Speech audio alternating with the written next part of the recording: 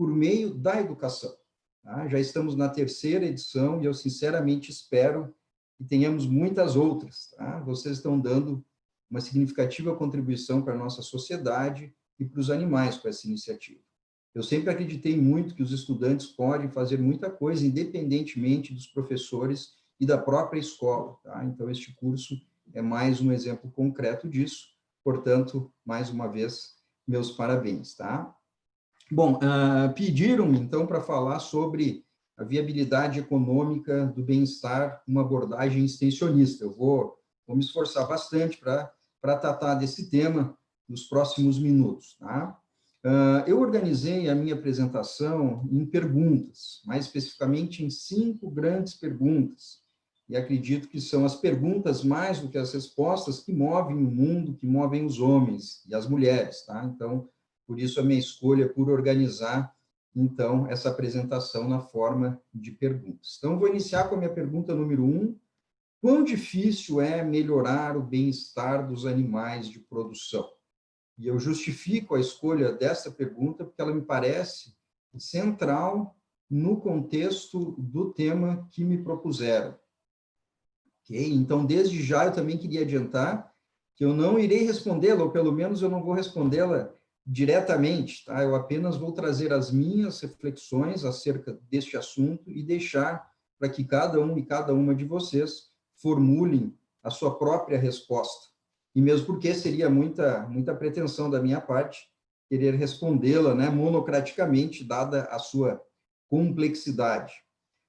Mas o fato é que, para que possamos ir atrás da resposta para essa pergunta, né, o quão difícil é melhorarmos o bem-estar dos animais, a gente precisa melhor fundamentá-la. E na busca por essa fundamentação, a gente percebe que essa pergunta implica outras perguntas, tá? Talvez outras 4 perguntas, o que resulta, então, nas 5 perguntas que eu estou lhes propondo para a gente trabalhar aqui nesse início do curso, tá?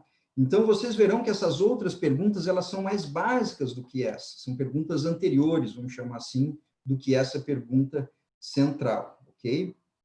Então, a primeira pergunta, que é anterior àquela central, me parece ser essa daqui. A gente precisa melhorar o bem-estar dos animais de produção, tá?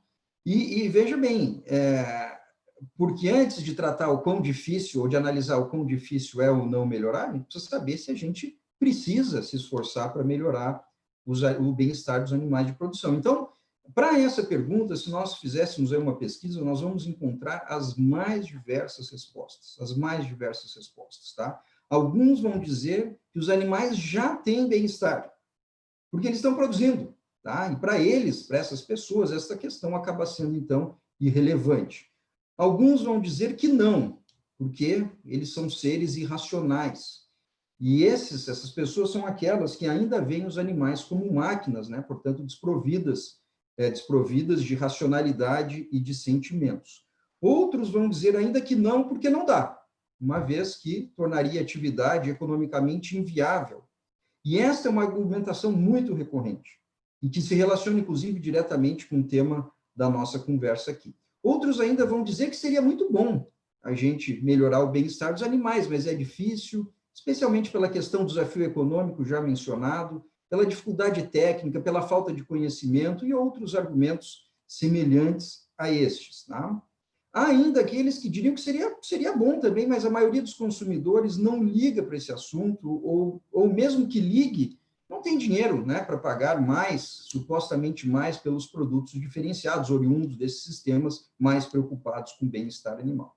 Depois tem ainda aqueles que dirão que sim, precisamos melhorar o bem-estar dos animais de produção, mas tá, é caro, não tem mercado, não sabemos como fazer, não tem tecnologia viável, e uma série de outras alegações. E estas são pessoas que reconhecem a necessidade da mudança, mas que colocam óbices como barreiras a tal mudança. Mas há também aqueles que dizem que sim, e que, inclusive, essas pessoas já eventualmente mudaram seus hábitos, seja de consumo, seja de produção, tentando, né, evitar os métodos, vamos chamar assim, mais cruéis de manejo dos animais. E ainda aqueles que vão dizer que sim, é claro que precisamos, inclusive vão dizer, olha, dada a crueldade, eu até virei vegetariano, né? consumo algum produto de origem animal, mas não consumo carne mais, por ser uma forma de protesto, talvez ético, a esses sistemas. É mais uma postura, tá? E ainda aqueles que vão dizer, sim, é óbvio, inclusive viraram veganos, né? Não consomem mais nenhum produto de origem animal, ou pelo menos diretamente não o fazem. Então, enfim, pessoal, há um enorme espectro de respostas que nós teríamos para essa pergunta, tá? Mas a minha reflexão neste ponto é a seguinte: uma coisa é o eu, tá? E eu, né, Augusto, como defensor da liberdade, eu entendo que todos nós temos o direito de pensarmos e de pensarmos o que nós quisermos, tá? Por mais absurdo ou utópico que possa ser o nosso pensamento. Muito bem. Outra coisa é o social, tá? A vida em sociedade. Então, uma coisa é o eu, outra coisa é a vida em sociedade. E aqui não é apenas o eu, mas também o nós, o eles, que também interessam nesta vida em sociedade. Então, saber bem compreender essas delimitações é fundamental aqui no nosso contexto. Nossa liberdade implica uma responsabilidade de viver em sociedade, queiramos ou não. Tá? E precisamos lembrar que o Homo sapiens, a nossa espécie, é uma espécie claramente gregária. O fato, pessoal, é que é visível, é nítida e é crescente a preocupação que mais e mais pessoas passam a ter em relação à forma como criamos os animais e deles fazemos o uso.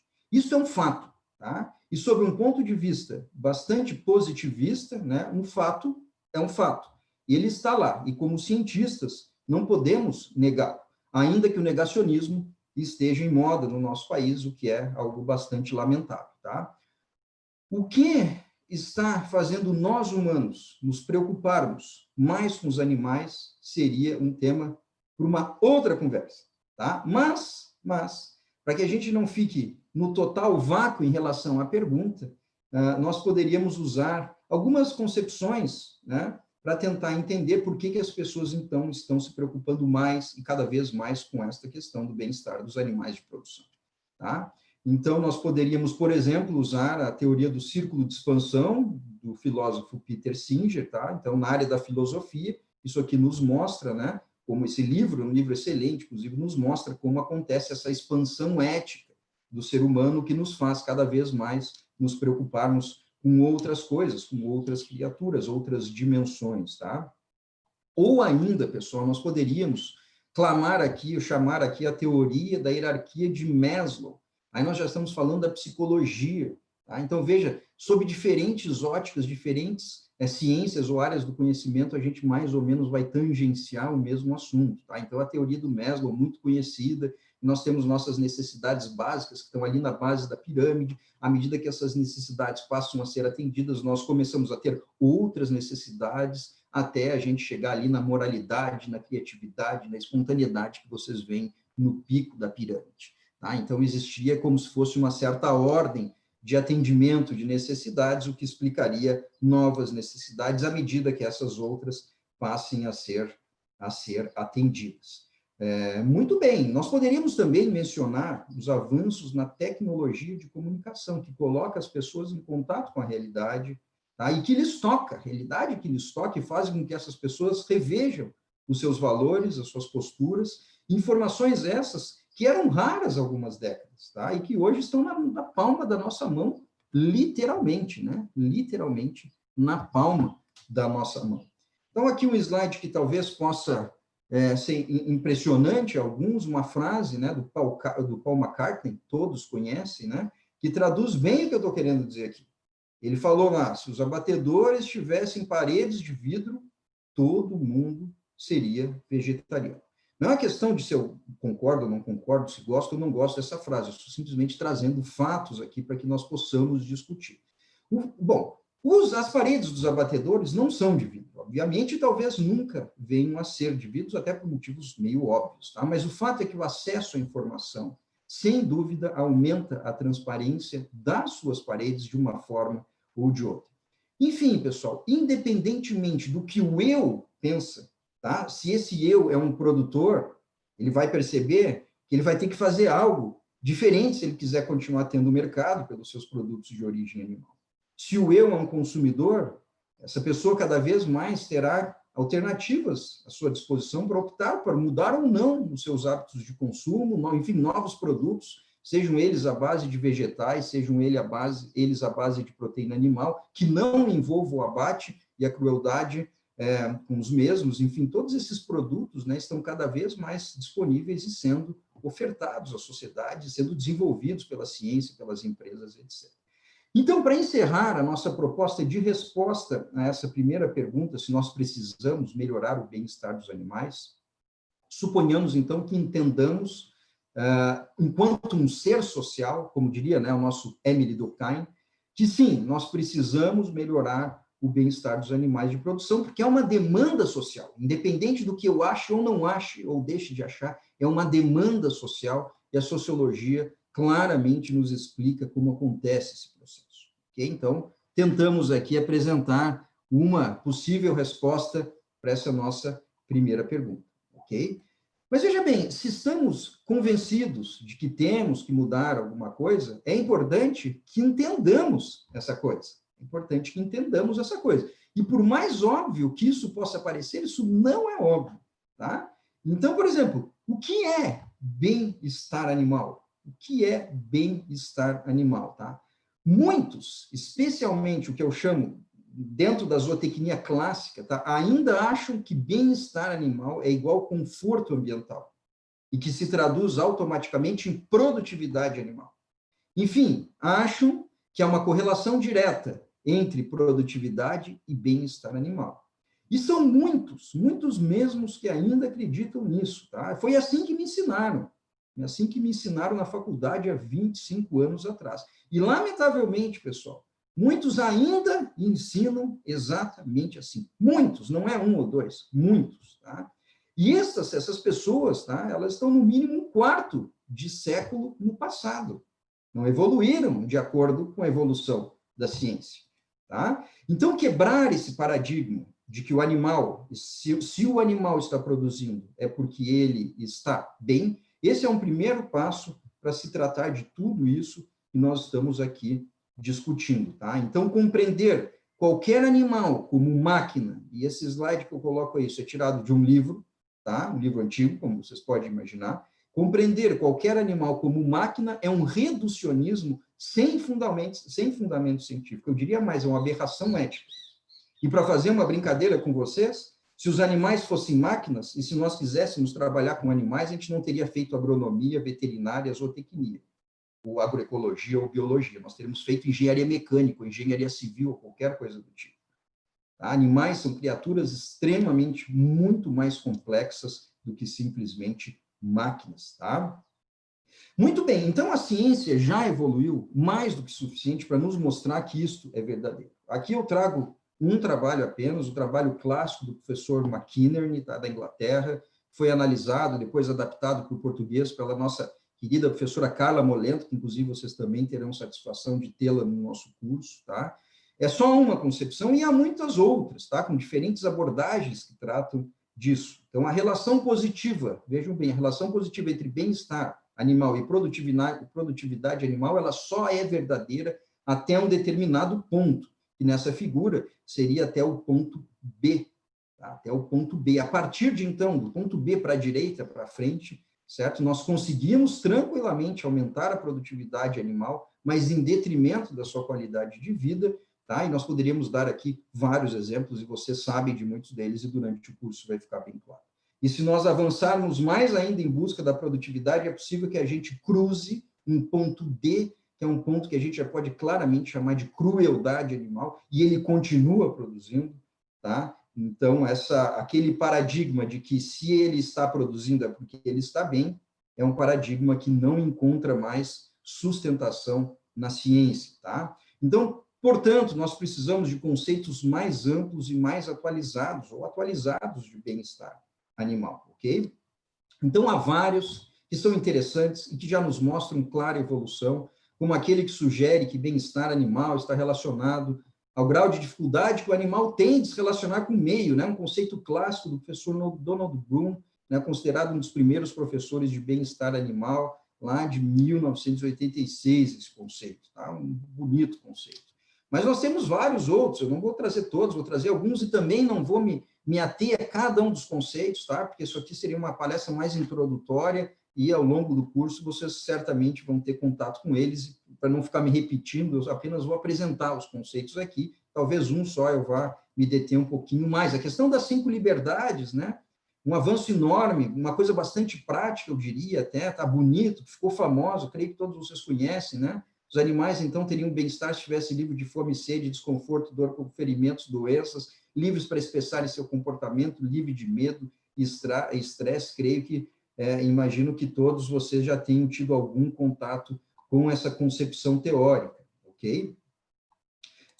Mais ainda, travou um pouquinho aqui, já estamos voltando ao normal. Ok.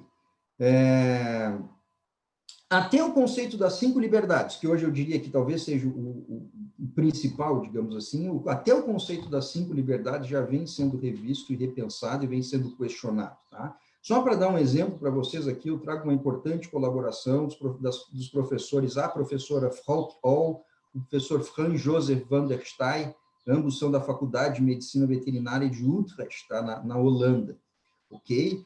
Segundo eles, aquelas primeiras definições do conceito de bem-estar animal, elas baseavam-se principalmente na exclusão dos atributos negativos, como é o caso da concepção das 5 liberdades. Tá? E esses conceitos, eles negligenciaram, tá? Talvez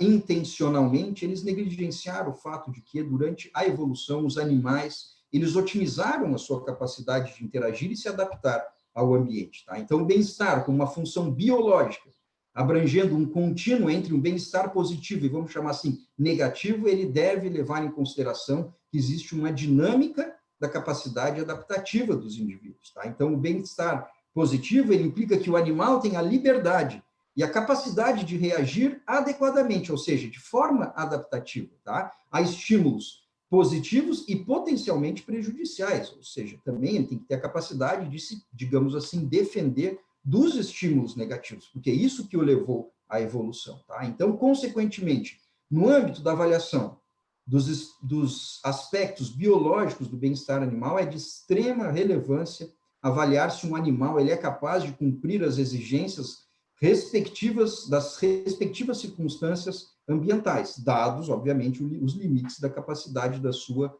adaptação ao meio ou àquela situação. Tá? Então, a aplicação deste conceito de bem-estar dinâmico, vamos chamar assim, baseado na capacidade adaptativa de um indivíduo, ele tem implicações significativas para avaliações práticas de bem-estar.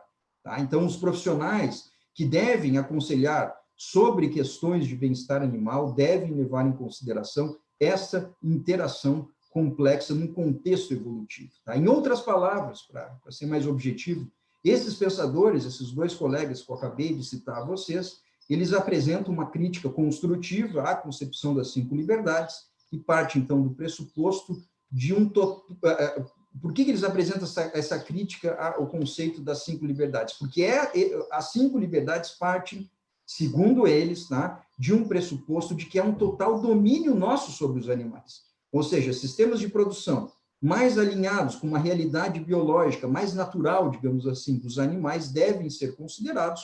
Aí, como exemplo, a gente tem a agroecologia, só para ficarmos num exemplo. Tá? Então, resumindo mais ainda, mais importante que não deixar a galinha passar fome e sede e outras coisas, tá? É mais importante do que isso, é fornecer a ela uma certa liberdade, que ela tenha condições de ir atrás desses recursos por si própria. Então, um pouquinho de fome, de vez em quando, é o que nos faz lembrar que está na hora de comer. Tá? Então, se a gente livra todos esses efeitos negativos dos animais, isso pode ser questionado, como está sendo questionado por alguns pensadores, ok? E uma última concepção, né? Temos também aí a famosa uma vida que vale a pena. Simples de um todo, tá? Simples, bonito, grandioso, ou seja, bem-estar animal é aquela situação que o animal tem condições de desenvolver uma vida que vale a pena. Ninguém está dizendo aqui, ou pelo menos eu não estou dizendo aqui, que não é para fazer uso dos animais, não é para bater os animais, não é para comer os animais, não é disso, mas que durante a vida, inclusive durante a morte, ele tenha tido uma condição decente de vida, que ele tenha tido uma vida que tenha valido a pena, uma vida de animal como tal. À medida que a gente tira todas as condições de uma vida que vale a pena, isso passa a ser questionado do ponto de vista ético, do ponto de vista filosófico, científico e etc. Ok? Muito bem, então, para encerrar essa primeira parte, a minha mensagem geral é a seguinte: nós temos que ter muito cuidado, tá? Muito cuidado na compreensão do bem-estar, e o cuidado central que nós temos que ter a gente pode chamar assim, da antropomorfização. Esse é o cuidado que temos que ter, ou seja, o que tem que ter bem-estar é o animal, não é o nosso entendimento de que se ele está tendo ou não está tendo bem-estar. Então, o ser humano antropomorfiza todas as coisas. Então, eu acho que o que é bom para mim é bom para a vaca, o que é bom para mim é bom para o cão, é bom para o gato. E a gente sabe que não é assim por uma questão óbvia. Nós somos espécies bastante diferentes. Então, a mensagem final que eu deixo nessa questão da definição, da compreensão do que é bem-estar é o cuidado com a antropomorfização que nós estamos muito acostumados a ver por aí, tá? E aí, então, imediatamente, nós partimos para uma outra pergunta. Então, se nós entendemos que é preciso melhorar o bem-estar dos animais, tá? E que nós sabemos o que é bem-estar dos animais, a próxima pergunta que surge, então, é aquela que nos diz, né, como, então, melhorar os animais, o bem-estar dos animais de produção, ok? E parece fácil responder isso, parece fácil, mas também pode parecer difícil, mas não sei se é fácil, não sei se é difícil, como eu falei, eu vou tentar aqui ajudá-los a vocês construírem a visão de vocês, tá? Na minha forma de ver, parece fácil, mas não é fácil, tá? Fazer isso aqui acontecer, porque nós precisamos, então, conhecer muito bem os animais para termos condições de deduzir se um determinado indivíduo está ou não está bem. E aqui eu faço um gancho para o próximo ponto, que é a questão do conhecimento, de conhecer os animais. Isso é papel de muitos de vocês, que estudam veterinária, zootecnia, agronomia, outros cursos.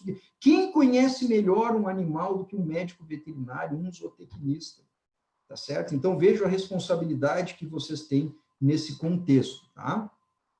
Então, essa passa a ser a nossa próxima pergunta. E, como eu falei, o nosso gancho aqui é a necessidade de termos conhecimento.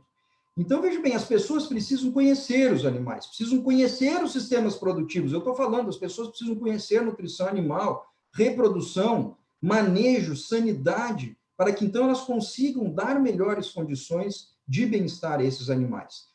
Eu vejo muita gente, pessoal, preocupada em melhorar a vida dos animais, mas detesta estudar zootecnia.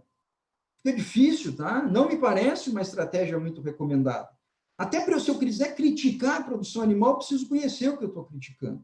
Então, se dedicar aos estudos, ao conhecimento de o que é a nutrição animal, a produção, mesmo que sejam os clássicos, tá? É fundamental que a gente possa se postar, digamos assim, enquanto agentes dentro desse contexto. Não me parece uma estratégia muito recomendada eu não querer conhecer nada disso, caso eu tenha uma visão crítica das coisas. Se eu tenho uma visão crítica, eu vou lá, conheço para tentar fazer algo melhor, mas não simplesmente negar a existência daquilo ou dizer aquilo não é para mim.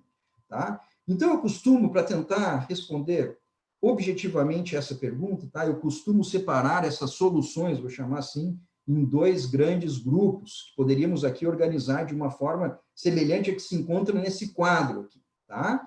Então, veja bem, eu tenho aquelas ações, primeira coluna, relacionadas àquilo que nós já sabemos como resolver. Ou seja, o conhecimento já está disponível em algum lugar, nas disciplinas, nos livros, na cabeça das pessoas, tá? E isso é o que a gente chama, então, de práticas zootécnicas.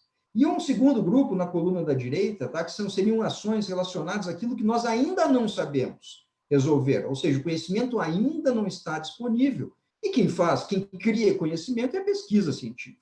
Então, nós temos aí duas, digamos assim, grandes dimensões para a atuação. Obviamente que o grau de dificuldade, o tempo de retorno de cada um dos dois são bastante distintos, eu diria. As primeiras ações são de resultado imediato, pessoal. As segundas, né, são de resultado mais demorado. As primeiras estão nas mãos nossas, dos técnicos e dos produtores. A segunda estão na mão dos cientistas. Alguns de nós também somos cientistas aqui, tá? Então, há um enorme mito, um enorme mito de que apenas a pesquisa vai resolver o problema do bem-estar animal.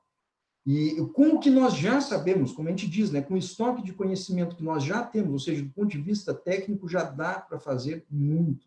Dá para melhorar a vida de muitas criaturas com coisas que nós já sabemos, a nossa primeira coluna, sem depender de ciência, de coisa nenhuma, tá? Mas a questão que passa a ser relevante no contexto é o seguinte: basta nós, técnicos e acadêmicos, querermos e sabermos o que fazer? Será que isso é suficiente para que, na prática, se melhore o bem-estar dos animais de produção? E aí a minha resposta, né, é que, infelizmente, não. Porque não somos nós que estamos lá na produção, tá? Que estão lá no dia a dia das pessoas que criam e que tratam esses animais. Os produtores, os criadores, os pecuaristas, eles que estão lá, literalmente, com a mão na massa. Então, não adianta nós aqui querermos, sabermos se eles que fazem, eles não estão envolvidos nesse processo, tá? Então, pessoal, isso automaticamente nos remete para a nossa quinta e nossa última pergunta. O que nós aqui, então, nosso meio, digamos assim, profissionais, técnicos, acadêmicos, cientistas, pesquisadores, pós-graduandos, etc., o que nós podemos fazer, então, para melhorar o bem-estar dos animais de produção, tá? Então, esse passa a ser o nosso desafio daqui para frente, tá? E o nosso desafio, então, ele passa a ser o de estender informações e conhecimentos para as pessoas que trabalham efetivamente com os animais de produção. E isso nem sempre é fácil, por diversos motivos, tá? Então, aqui aparece um ponto que é o que dá o título, ao título da minha apresentação que me foi solicitada, que é a visão extensionista nesse contexto como um todo, tá? Eu arriscaria dizer para vocês que o maior entrave à adoção de práticas que promovam o bem-estar nas produções é uma barreira cultural. Não é uma barreira técnica, não é uma barreira científica, é uma barreira cultural. Cultural. Ou seja, o senso comum nos diz que é caro investir em bem-estar animal, ou que investir em bem-estar animal ou adotar práticas de bem-estar animal eleva o custo de produção, e etc, etc. Então, existe uma barreira, um mito que imediatamente coloca essa realidade, tá? Então, romper com esse senso comum é uma tarefa árdua, mas que está na nossa mão, tá? Inclusive, eu gosto muito de uma frase do Einstein, né? A frase clássica, alguns devem conhecer. Einstein falou certa vez, né?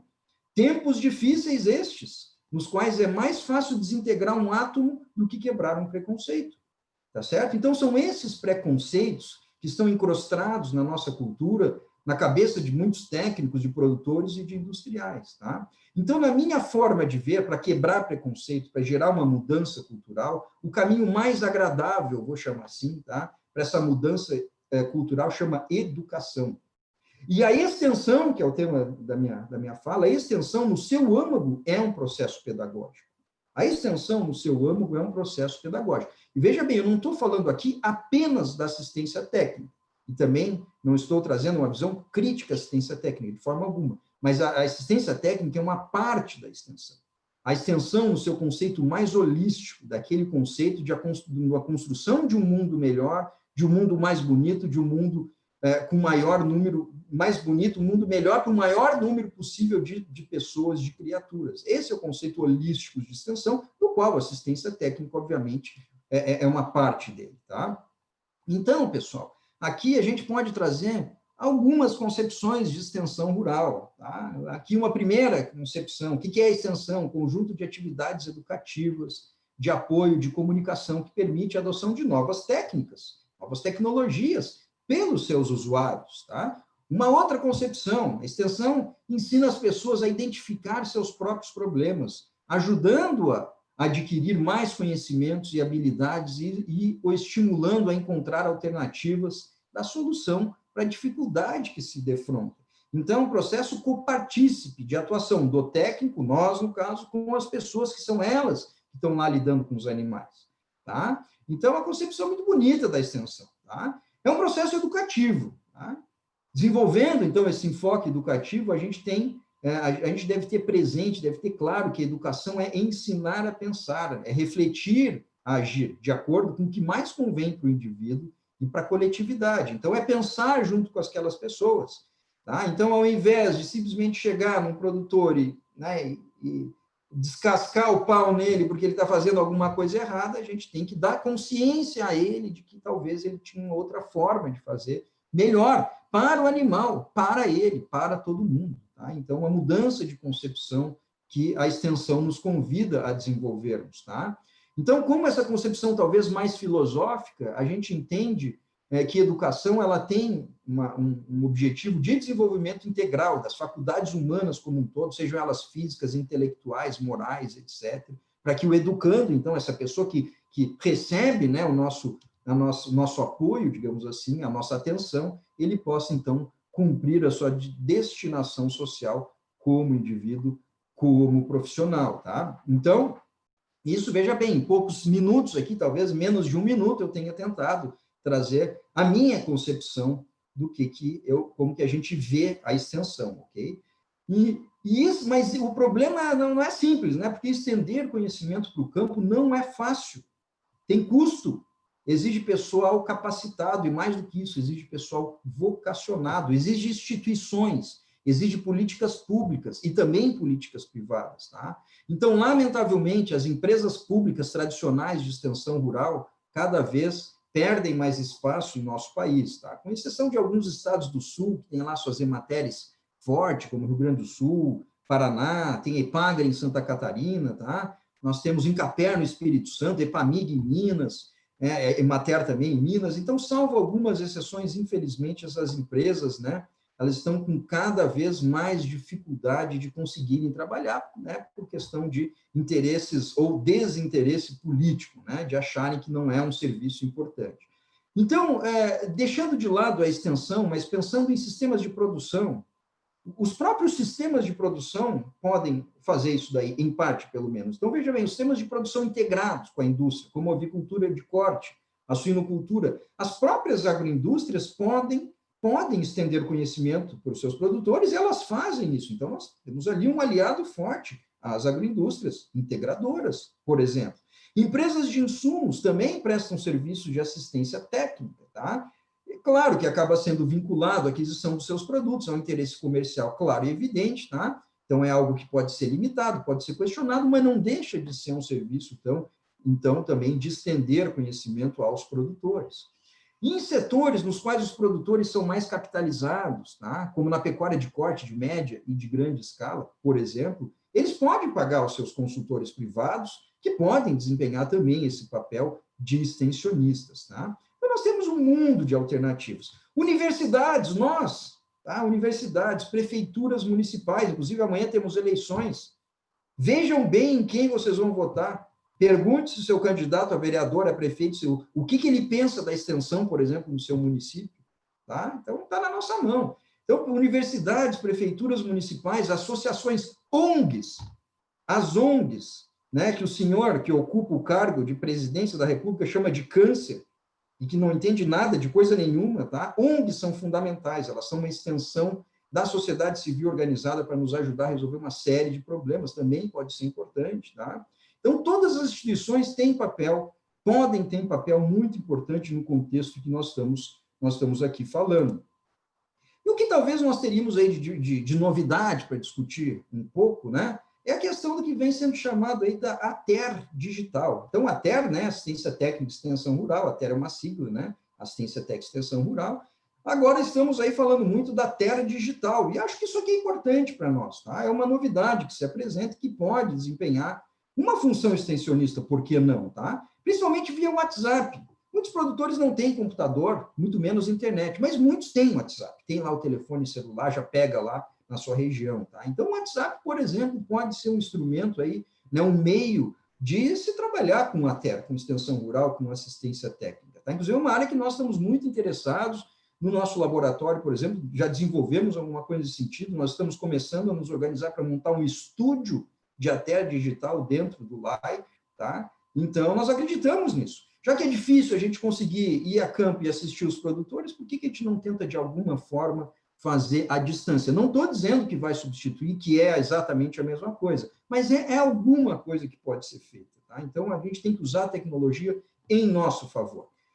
Mesmo que a TER digital funcione, né, ainda assim haverá necessidade de se ir ao campo, não tenha dúvida. Quando eu preciso de um veterinário para fazer uma cirurgia, eu não vou fazer a cirurgia remotamente, é óbvio, tá? Então, obviamente, nós ainda precisaremos daquele extensionista de campo, aquele profissional de assistência técnica. E esse é um papel que cabe a todos nós, a todos vocês que estão aqui nos assistindo, tá? Mas, enfim, né? Nós cobrimos, então, as nossas 5 perguntas e voltamos à nossa questão original, né? Quão difícil é para melhorarmos o bem-estar dos animais de produção? Eu espero ter dado alguns fundamentos para vocês, tá? Para vocês formarem as suas próprias opiniões e respostas. E a pergunta que chega, né, o que surge e que me motivou a tentar organizar essa fala está ali, né, que é o que dá o título à minha apresentação. Mas e a viabilidade econômica? Tá? E a viabilidade econômica? O bem-estar animal não é um empecilho para a viabilidade econômica dos sistemas comerciais de produção animal? Me parece que, ao me convidarem, creio eu, que essa pergunta era o que estava por trás, em grande parte, deste convite. Tá? Então, aqui eu gostaria, né, de, respeitosamente, sugerir a vocês um texto que nós escrevemos em 2007 e que trata exatamente deste assunto com bastante detalhe. Tá?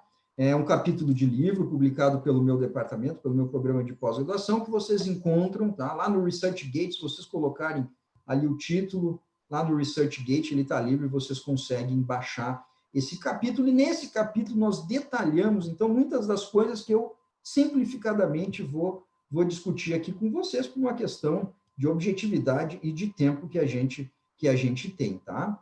De uma forma bastante, diria assim, objetiva, tá? O que é viabilidade econômica?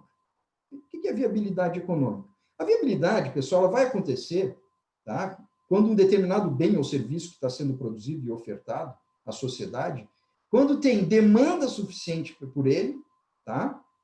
E também quando a parte ofertante é devidamente remunerada para que oferte esse produto.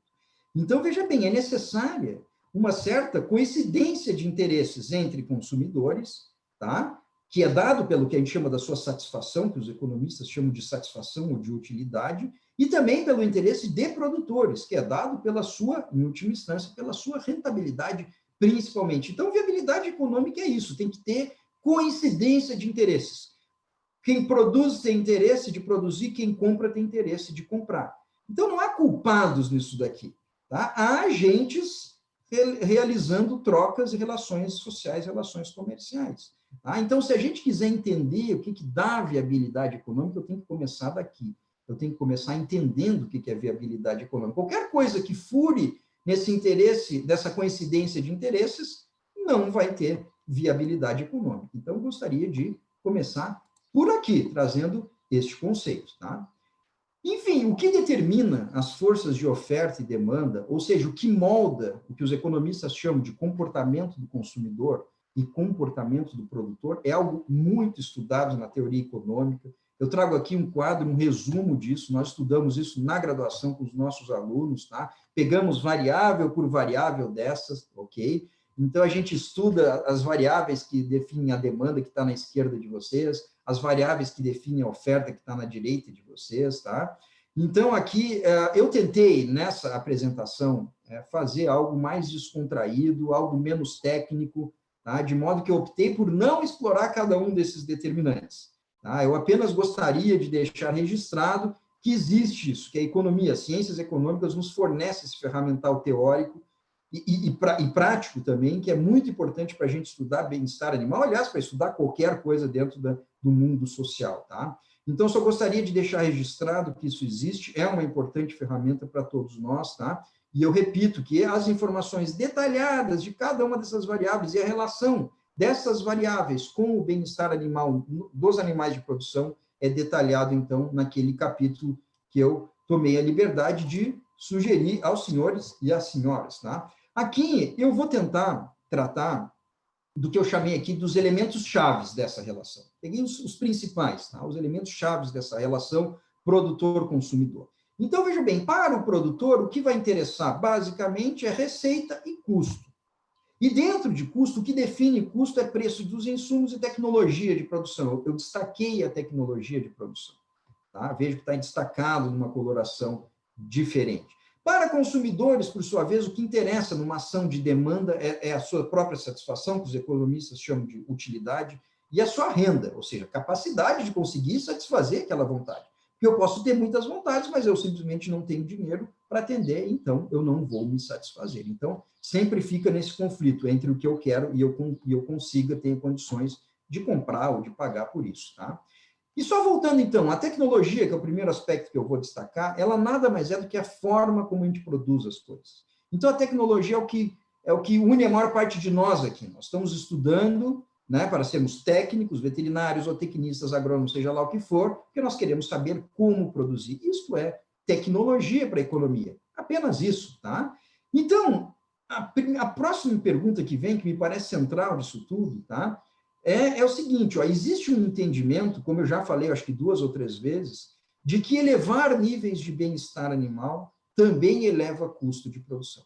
Isso é verdade, pessoal? Esta me parece uma pergunta chave aqui, tá? Veja bem, para conseguir explorar isso minuciosamente, eu precisaria de algumas horas, talvez um curso inteiro, tá?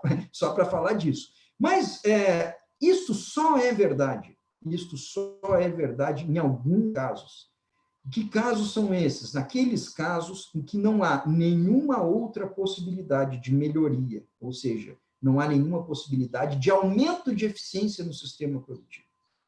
Repetindo, então, aumentar bem-estar para os animais de produção aumenta custo de produção? Isso é verdade? Isso não é uma verdade absoluta. Isso só é verdade nos casos em que eu não tenho mais nenhuma ineficiência no sistema produtivo. Então, sim, se eu quiser aumentar uma dessas coisas, eu preciso prejudicar a outra. Tá? E veja bem, isso é tratado muito na economia. Tá? Os economistas tratam deste assunto com um modelo teórico que é chamado fronteira de possibilidade de produção, e que vocês veem nessa figura chamada como Productivity Possibility Frontier, tá? O PPF. Tá? Então, ali nós temos uma fronteira de possibilidade de produção. Tradicionalmente, os economistas, então, eles aplicam esse conceito, tomando como exemplo a decisão da sociedade entre produzir um bem ou outro bem, que vocês veem um em cada um dos dois eixos, Y e X, tá? Como é o caso dessa figura, e nessa figura eles pegaram como exemplo geladeiras, que está no eixo do Y, e carros, que está no eixo do X. Tá? Como os recursos da economia são, obviamente, limitados, todos os recursos naturais, humanos, tecnológicos, etc., vai chegar numa situação em que, para produzir mais de um bem, no caso, por exemplo, mais geladeiras, eu precisaria sacrificar outro, eu precisaria deixar de produzir um pouco de carro. Tá? Então, essa é a situação que é apresentada nesta figura e que vocês conseguem enxergar. Então, nestas situações em que, para eu conseguir produzir mais de um bem, eu preciso abrir mão do outro, é o que eu vejo em cima da fronteira de possibilidade de produção, representado aí, então, pelos pontos, por exemplo, A, B e C. O ponto Y está fora da fronteira de possibilidade de produção, ou seja, essa sociedade não consegue produzir aquele tanto de geladeira e aquele tanto de carro que ela gostaria, porque não tem recursos o suficiente para tal. Tá? Então, o ponto Y não é um ponto possível de ser escolhido. Ocorre, porém, que antes da gente chegar nessa fronteira, que seria a fronteira de máxima eficiência, tá? Há inúmeras situações em que é possível produzir tanto mais de um quanto mais do outro bem concomitantemente. E o ponto X que vocês veem é um exemplo que mostra isso. Tá? Então, veja bem, no ponto X eu posso tanto produzir mais refrigerador, né, mais geladeira, sem abrir mão da quantidade de carro, seria subir do ponto I, do ponto X, para o ponto A, por exemplo, ou eu posso produzir mais carros sem abrir mão de geladeiras, seria migrar do ponto X para o ponto C, por exemplo. Então, eu consigo produzir mais de um sem sacrificar a produção do outro. Agora, veja bem, troquemos estes dois bens, geladeira e carros, por bem-estar animal e por produtividade animal, apenas no exercício teórico aqui, tá? Então, veja bem, só é necessário abrir mão de um para se obter mais do outro, se não existir nenhuma alternativa para melhorar a eficiência do sistema como um todo, tá certo? Então, essa é a mensagem que eu gostaria de deixar para você. Então, a pergunta relevante é a seguinte, os sistemas de produção animal no Brasil estão na sua máxima eficiência técnica, eles estão em cima da fronteira? Se eles estiverem em cima da fronteira, então talvez seja difícil atender as duas coisas. Mas se eles estiverem aquém da fronteira, abaixo da fronteira, é possível aumentar produtividade ou rentabilidade para o produtor e aumentar também bem-estar para os animais. Tá? E vejam bem, sem muita dificuldade, nós conseguimos concluir aqui que não estamos em cima da nossa fronteira de possibilidade de produção para a maior parte dos sistemas de produção animal do Brasil. Ou seja, nós temos muita ineficiência nos sistemas de produção animal. Tá? É possível, pessoal, assim, se a gente fosse pegar um grande setor para representar, é possível que a avicultura de corte integrada, tá, talvez ela esteja bem próxima, talvez ela consiga estar aí na nossa fronteira de eficiência por uma série de razões, tá? Bem tecnificada, a agroindústria investiu muito dinheiro, está ali todo dia, né? Blá, blá, blá. Todos os outros setores da produção animal no Brasil, e a pecuária de corte, para mim, é um exemplo muito clássico, está muito longe da eficiência técnica, muito longe. Significa que eu posso melhorar muito as condições de rentabilidade do produtor e posso também melhorar as condições de vida do animal. Não é um perde, alguém ganha para alguém perder. Existe um ganha-ganha muito claro, e essa teoria, que é uma teoria clássica dentro da economia, claramente nos mostra isso. Tá? Então, sim, é possível melhorarmos a eficiência, vamos chamar assim, a rentabilidade, tá, das fazendas e também melhorar o bem-estar dos animais na maior parte dos nossos sistemas produtivos do Brasil. Fazendas, granjas, o que for. Tá? Então, nós não podemos tomar como uma verdade absoluta que para elevar o bem-estar dos animais, eu vou penalizar a rentabilidade do produtor. Isso não é uma verdade, só naqueles casos em que não há mais nada para a gente se melhorar em termos de eficiência, o que é, eu diria, praticamente raro no nosso país, tá certo? Então, veja bem, pode parecer muito teórico isso, né? Então, a gente pode ir atrás de fundamentos empíricos que tenham demonstrado essa teoria que eu estou falando para vocês, e esses fundamentos existem. Esses fundamentos existem. Eu trago um exemplo aqui, tá? Uma dissertação de mestrado, defendida na Universidade Federal de Lavras, que o nosso autor aí, ele procurou definir a fronteira de eficiência da produção de leite em Minas Gerais. Então, nenhum melhor estado para a gente falar de leite do que Minas, né? Então, a fronteira, vocês veem em rosa, cada fazenda é um pontinho azul escuro, e com exceção de 4 fazendas, que vocês veem uma aqui no comecinho, e 3 aqui no final, com exceção de 4 fazendas, nesse mundaréu de fazendas, tá? Todas as outras estão muito abaixo da fronteira de eficiência. Ou seja, todos esses trocentos outros pontinhos, nós conseguiríamos melhorar a eficiência daquela fazenda. Significa aumentaria a produção, o produtor ganharia mais e a gente conseguiria dar condições de melhores de qualidade de vida para aqueles animais. Então, se nós pegarmos esse caso e tentarmos extrapolar para a produção animal no Brasil, a nossa resposta tem muito espaço para a gente melhorar a eficiência das fazendas e melhorar o bem-estar dos animais. As coisas não são mutuamente exclusivas, como muitas vezes se tenta falar até por desconhecimento. Tá? Um exemplo mais prático ainda e mais simples de entender, tá? Mais direto. Vejam bem, 3 de cada 4 bovinos são vacinados incorretamente no Brasil. Isso aqui significa ineficiência técnica. Ineficiência técnica, desperdício de vacina e de mão de obra que gastou tempo para vacinar mal os animais, redução do nível de imunização, tá, dos animais, obviamente, se eu não vacino direito, provavelmente eu possa prejudicar a imunização dele, perda de qualidade da carcaça. Eu citei, assim, 4 fontes de desperdício, fontes de perdas econômicas. E eu perguntaria, é difícil vacinar um animal direito? Não, né? Não é difícil. Mas, na prática, eles não estão sendo vacinados. E veja bem, isso aqui é uma informação, uma entrevista dada por um CEO de uma indústria farmacêutica veterinária e vinculado num site de produtores, de pecuaristas. Não estou falando de um site de ONG ou de qualquer outra coisa assim. Não, isso aqui é um site de pecuaristas. Então, é apenas um exemplo que, por acaso, eu vi um dia essa notícia que me chamou a atenção. Então, veja bem, isso aqui é uma fonte, 3 de cada 4 bovinos nós não vacinamos direito.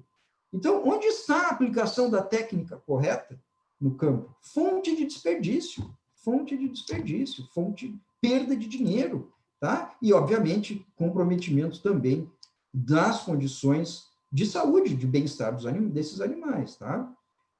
Então, veja bem, se as pessoas que estão lá no campo não sabem vacinar, até eu sei vacinar, que nem veterinário sou, tá? Se as pessoas que estão lá no campo não sabem vacinar, vocês imaginam os outros manejos mais elaborados, como a regulagem da nutrição adequada, as técnicas de reprodução animal, que são bem mais complexas. Então, tem muita coisa que a gente podia melhorar nos sistemas produtivos e que vocês sabem fazer. é a questão de algum jeito, fazer estender e chegar essa informação lá. Ok? Muito bem. Então, assim, eu garanto para vocês que a gente está muito longe da eficiência técnica na maioria das fazendas do país, tá? E isso aqui é um desafio muito grande para todos nós técnicos e principalmente um desafio para vocês no futuro que vão, né, levar o bastão e tocar esse país, tá, pessoal? Então, nunca esqueçam disso. Mas vejam bem, vamos deixar um pouquinho o lado produtor de lado e vamos falar de consumidor agora. Vamos falar de consumidor. E eu vou falar da renda do consumidor, tá? Da renda do consumidor. Então, vejam bem que situação lamentável que nós temos no nosso país. Vejam que situação lamentável, tá? Para uma família pobre, pessoal, ou extremamente pobre, é difícil a gente ter a devida percepção do problema de como os animais são criados, mesmo porque eles estão em condições péssimas, né? Eles, as pessoas, tá? É difícil ter acesso a produtos de melhor qualidade, é difícil conseguir pagar por preço de produtos diferenciados, tá? E neste ponto, bem-estar animal e bem-estar humano podem se tocar, podem se tangenciar. Há exatamente 2 dias, o IBGE divulgou a sua última pesquisa de indicadores sociais no Brasil. Se vocês procurarem, vocês vão achar fácil isso daí. Tá? Então, vejam bem, dados de pobreza no Brasil. Os dados são referentes do ano passado. Tá? Nós temos 6,5% da população brasileira que vive com até 1,9 dólares por dia, que dá mais ou menos R$ 10 por dia. 6,5% da população. Isso são 13,8 milhões de pessoas que estão na extrema pobreza. Uma pessoa extremamente pobre é uma pessoa que vive com até, pode até ser menos, hein? Vive com até, basicamente, R$ 10 por dia, ou R$ 313 por mês. Isso é extrema pobreza. 13,8 milhões de pessoas. A pobreza, que não é tão ruim, são 24,7%, um quarto da população brasileira. Um quarto da população brasileira é pobre, e pobre significa, isso aqui são conceitos, indicadores do Banco Mundial, não sou eu que inventei isso daí. Pobre é aquela pessoa que vive com até 5,5 dólares por dia, o que dá mais ou menos R$ 30 por dia. E não é R$ 30 para comer, tá? É R$ 30 para tudo, para comer, para andar, para dormir, para se vestir, para tudo. Tá? Então, são pessoas que vivem com até R$ 907 por mês. São 52,3 milhões de brasileiros e brasileiras que vivem com até, um quarto da população que vive na pobreza, com até R$ 900 por mês, para comer, para se vestir e para vocês, imaginem, fazerem tudo. Só para terem uma ideia de evolução, que não tem no slide, entre 2012 e 2019, 1,5 milhão de pessoas passaram da pobreza para a extrema pobreza. Eu vou repetir. Nos 7 anos, entre 2012 e 2019, 1,5 milhão de pessoas viraram extremamente pobres. 1,5 milhão de pessoas, vivendo com 10 pila por dia, o que não é nada, absurdamente nada. Então, a minha pergunta é o seguinte: o que esperar de uma sociedade como esta, pessoal? Tá? Erradicar a miséria humana seria um bom começo para a gente tentar fazer o mesmo com a crueldade animal. Por mais que alguns possam dizer que isso é uma visão muito antrópica da minha parte, do ponto de vista prático, é muito difícil de desvincular essas duas coisas. Como eu sempre brinco com meus alunos, se você é preocupado com os animais, dou uma sugestão para vocês: preocupe-se também com os humanos. Se nós resolvermos o problema de um, talvez vai ser um caminho muito mais fácil para a gente resolver o problema dos outros também. Tá? E mais ainda, aproveitando os dados de ontem do IBGE, tá? Uma sociedade como a nossa, pessoal, que faz o que faz com negros e com mulheres, o que a gente espera que a gente vai fazer com os animais? Com toda a desculpa da minha sinceridade aqui para vocês. De cada 100 dos extremamente pobres, é o que mostra nessa figura, tem 100 pessoinhas aí, 10 vezes 10. De cada 100 extremamente pobres, 40 são mulheres pretas ou pardas, 40%, 40 em cada 100, 4 em cada 10. Tá? 37 são homens pretos ou pardos, os outros quase 40%. 12%, ou 12 pessoas dentre 100, são mulheres brancas e 10 são homens brancos. Tá? Então, eu lamento em trazer esse assunto para vocês, no que seria um curso que parece que não tem nada a ver com isso, mas nós vivemos numa sociedade pobre, extremamente desigual, racista, misógina e conservadora. Por que conservadora? Porque nós temos mais de 500 anos de história e essas coisas se repetem desde 1500 aqui. Então, não há um adjetivo melhor para essa sociedade que uma sociedade conservadora, tá certo? Então, não tem como a gente falar de crueldade animal sem termos isso bem claro nas nossas cabeças, tá? Espero que eu consiga deixar essa mensagem para vocês aqui. Então, pessoal, a reflexão, eu já estou me encaminhando para o final, para a gente ter um tempo para conversar, tá? A reflexão que eu propus para vocês aqui na minha fala, nada mais foi do que uma reflexão ética, mais do que econômica e do que extensionista, foi uma reflexão ética. São 3 as perguntas básicas da ética. Quero, devo e posso. Nunca esqueçam disso. Basicamente, as perguntas que eu propus a vocês, tá? Então, ética, pessoal, é um conjunto de valores, princípios que usamos para responder 3 questões da vida. Eu quero, eu devo, eu posso. Nem tudo que eu quero eu posso. Nem tudo que eu posso eu devo. E nem tudo que eu devo eu quero. Você tem paz de espírito quando aquilo que você quer é, ao mesmo tempo, o que você pode e o que você deve. Então, todos conhecem, né, esse cidadão aí, então dispensa apresentações. Então, isto é ética. O que eu fiz hoje aqui com vocês, nada mais foi do que lhes convidar para uma reflexão ética, pois a ética é central quando a gente está falando de bem-estar animal, incluindo o bem-estar do Homo sapiens, ou seja, o nosso mesmo, tá? Eu vou deixar aqui uma sugestão para vocês, para os seus conhecimentos, tá? Assistindo no YouTube, então, uma palestra do Gary Francione, na abertura do último Congresso Europeu de Produção Animal. Eu tive o privilégio de estar lá, eu estava lá em Gans, lá na Bélgica, tá? E para uma plateia de 600 cientistas animais, ou seja, pessoas que trabalham com produção animal, como eu, ele falou de direitos animais. Ele foi respeitado, ele não foi interrompido, não foi agredido em nenhum momento. Foi respeitosamente aplaudido por centenas de pessoas que pensam diferentemente dele. Isto é humanismo, isto está faltando muito para a nossa sociedade, principalmente aqui no Brasil. Dificilmente alguma coisa parecida com isso aconteceria aqui no Brasil, né? Um momento de discussão com alguém altamente capacitado, dificilmente isso poderia acontecer na nossa sociedade. Então, fica aí a reflexão. Muito bem, então, se encaminhando ao final, né, quando eu estava fechando a minha apresentação ontem, eu me deparei com esse post do Facebook, esse que vocês veem aí na esquerda. Tudo bem, é uma ONG abolicionista, alguns diriam radical, tudo bem, mas estava lá. Eu peguei porque me serviu por uma reflexão, tá? Então, tá ali, eles não eram apenas números, ali o post da Animal Equality. Então, eu olhei para esse post, né, ontem, olhei para essa bonita figura aí que os nossos meninos e meninas que estão organizando o nosso curso fizeram, essa figura da direita que eu achei lindíssima, tá? Tomei a liberdade de dar um zoom nela e coloquei ali, e fiquei me pensando, né, será que eles eram realmente apenas números? Todos aqueles animais que nos serviram, tá? Então, eu acho que essa arte do evento serve para nós e responde por si só a essa pergunta, tá? Então, era basicamente isso, eu tentei ficar exatamente dentro da minha hora e acho que consegui. Eu deixo aqui o meu e-mail, para quem ainda não me conhece, eu sou super acessível, é só me escrever a qualquer hora, de vez em quando eu demoro para responder, mas sempre respondo, tá? Então, deixo o meu e-mail, desejo um ótimo curso a Gabriela, tá? A Vitória, quem mais? O Lucas, a Júlia e todos os outros colegas que estão organizando. Um sucesso para vocês também nas suas vidas profissionais, a todas as pessoas que estão aqui. Muito obrigado pela atenção. Gabriela, eu devolvo a palavra. Obrigada, professor. O pessoal está aqui agradecendo. Não sei se você consegue ver o chat, mas a palestra foi muito, muito interessante, importante também para todo mundo aqui. Estou elogiando bastante.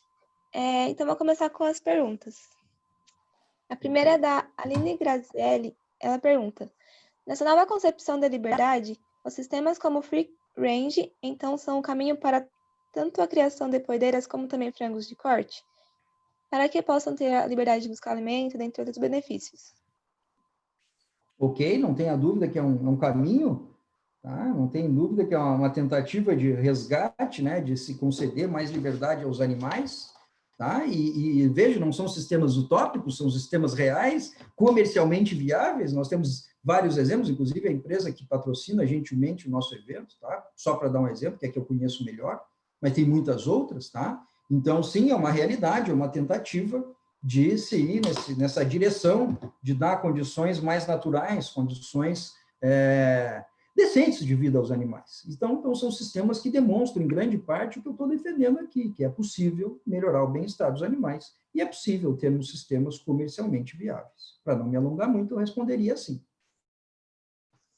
Tá.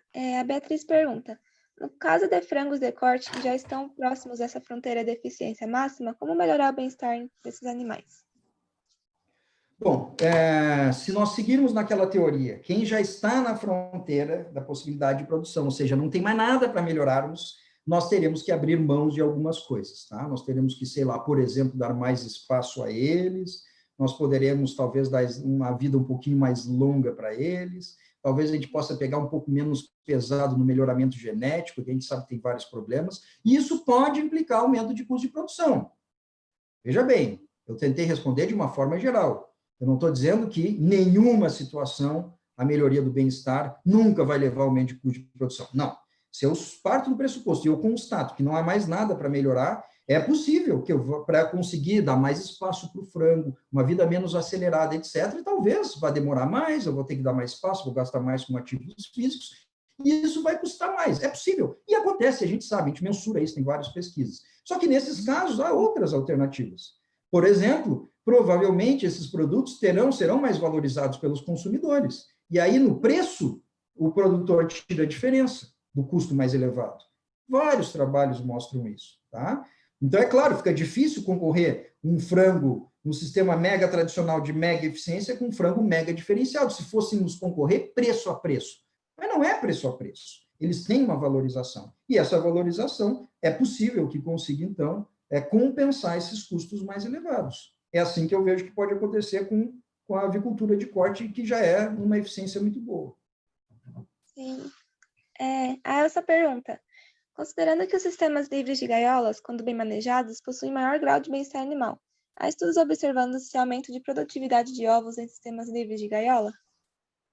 Então, eu não sou especialista em nenhuma dessas espécies. Tá? Talvez alguns não me conheçam, né? Eu trabalho na área de economia, administração, então eu trabalho com todas as espécies ao mesmo tempo, que eu trabalho com todos os meus colegas e vários pesquisadores, sempre na parte de análise socioeconômica administrativa. Então, eu não sou especialista em nenhuma espécie pontual, tá? Então, eu não me arriscaria a entrar muito na questão técnica. Mas o que eu tenho visto é que nos sistemas livres de gaiola, há outros desafios.